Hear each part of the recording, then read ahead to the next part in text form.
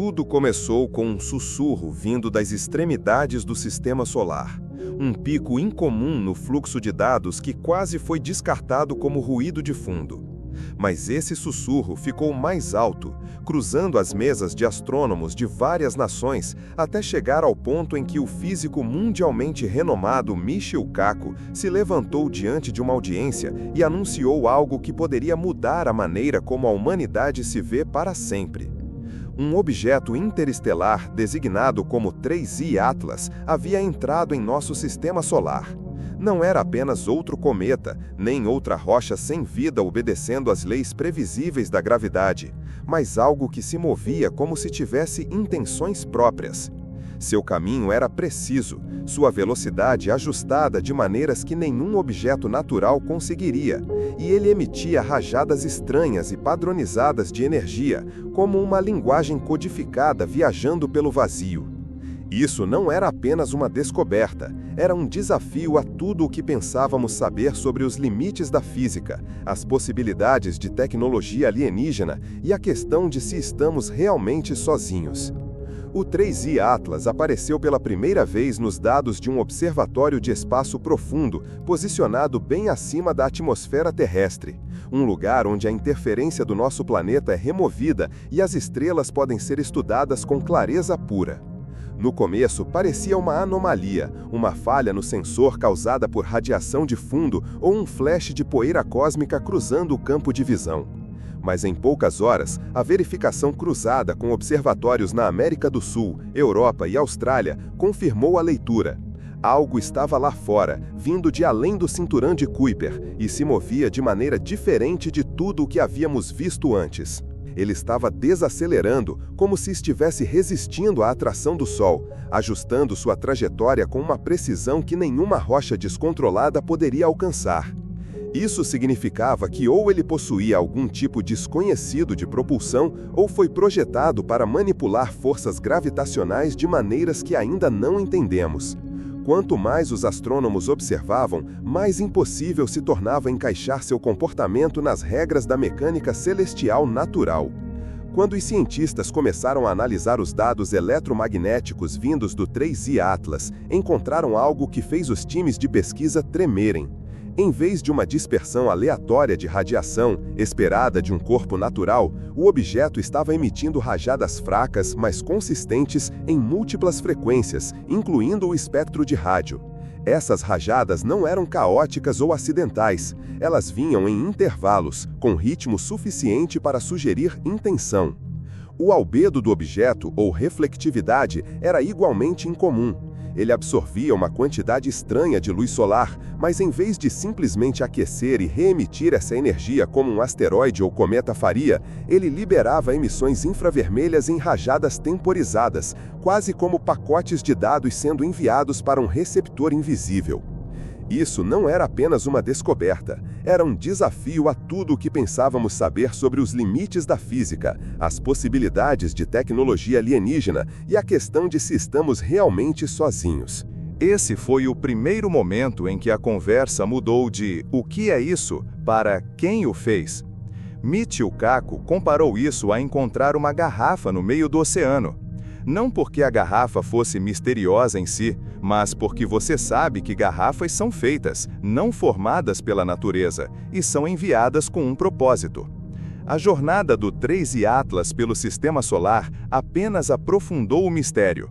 Seu curso parece ter sido cuidadosamente planejado, trazendo-o perto o suficiente para estudar os ambientes planetários sem se aproximar diretamente de nenhum planeta. Projeções sugerem que ele irá passar pela magnetosfera de Júpiter, usando uma manobra de estilingue familiar para todas as agências espaciais na Terra. Uma maneira de roubar o momento da gravidade de um planeta para mudar a velocidade ou direção sem queimar combustível. Essa é uma manobra que as espaçonaves humanas usam deliberadamente. Não é algo que aconteça naturalmente com precisão. Mais estranho ainda, suas correções de curso são sutis, mas deliberadas. Cada uma mantendo uma trajetória ótima, como se quisesse minimizar o gasto de energia. Caco sugeriu que esse nível de navegação exigiria sistemas autônomos avançados ou controle remoto em tempo real de seu ponto de origem. Se for uma sonda, ela poderia estar mapeando o sistema solar, medindo atmosferas planetárias, escaneando a atividade eletromagnética, até mesmo espionando as comunicações de rádio da Terra. E se ela estiver transmitindo esses dados de volta através do espaço interestelar, então, em algum lugar, talvez a centenas de anos-luz de distância, outra inteligência está aprendendo sobre nós neste exato momento. A chegada do 3I Atlas forçou cientistas, formuladores de políticas e o público a confrontar questões que pairam na borda da possibilidade há décadas. Se for artificial, então é uma evidência, não uma especulação, de que não estamos sozinhos. Isso também significa que a viagem interestelar não é um sonho impossível. Está acontecendo agora, só que não somos nós. Michio Kaku alerta que devemos interpretar esse momento com cuidado. Uma civilização capaz de construir e lançar tal nave seria muito mais antiga e tecnologicamente avançada que a nossa, talvez por milhões de anos. Seus motivos podem ser tão simples quanto exploração ou tão complexos quanto vigilância a longo prazo. E assim como enviamos sondas para Marte e os planetas exteriores sem nos anunciar a qualquer vida hipotética lá, eles podem não ter interesse em revelar sua presença para nós diretamente. Isso, observa Kaku, pode ser um teste, não para eles, mas para nós. Como vamos reagir? Responderemos com medo e segredo ou com curiosidade e abertura? A maneira como responderemos pode definir não apenas o nosso lugar na comunidade cósmica, mas também se seremos abordados novamente. À medida que imagens de maior resolução do telescópio espacial James Webb e outros observatórios de espaço profundo chegaram, a forma física do 3I Atlas desafiou ainda mais as expectativas. Diferente das superfícies irregulares e pitadas dos asteroides ou dos corpos suaves e gelados dos cometas, esse objeto parecia angular, quase cristalino em estrutura. A simetria era precisa demais para ser acidental, com painéis facetados dispostos em padrões geométricos repetitivos que mudavam sutilmente de orientação à medida que ele viajava, como se ajustando aos ventos solares e correntes eletromagnéticas. Os cientistas começaram a especular sobre a possibilidade de metamateriais, superfícies projetadas para mudar dinamicamente suas propriedades físicas para se adaptar às condições ambientais. Algumas vozes mais radicais sugeriram bioengenharia, dizendo que a nave pode não ser puramente mecânica, mas uma fusão de tecnologia e biologia que lhe permitiria responder ao espaço como um organismo vivo.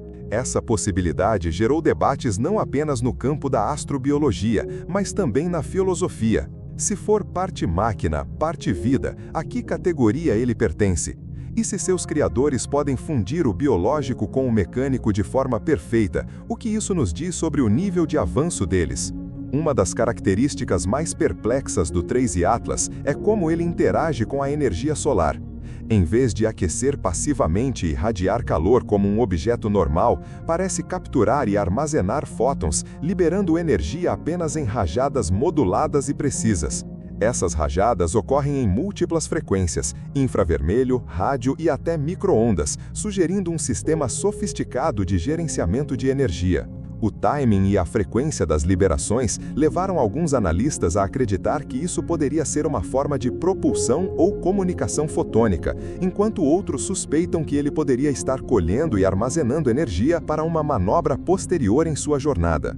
Físicos teóricos começaram até a sugerir que ele poderia estar manipulando a luz em nível quântico, dobrando a energia eletromagnética de formas que poderiam permitir-se esconder-se ou se revelar seletivamente. Se for assim, talvez ele tenha sido invisível para nossos instrumentos até que quisesse ser encontrado, o que abre a possibilidade desconcertante de que sua detecção não foi um acidente, mas parte de seu perfil de missão.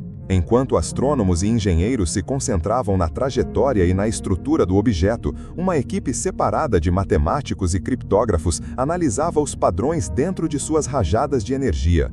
Após semanas de observação, surgiu uma realização surpreendente. Os intervalos entre certos pulsos coincidem com constantes matemáticas universais, a razão áurea, π e sequências de Fibonacci. Valores que aparecem em sistemas naturais por todo o universo, mas que também servem como marcadores claros de inteligência quando codificados intencionalmente.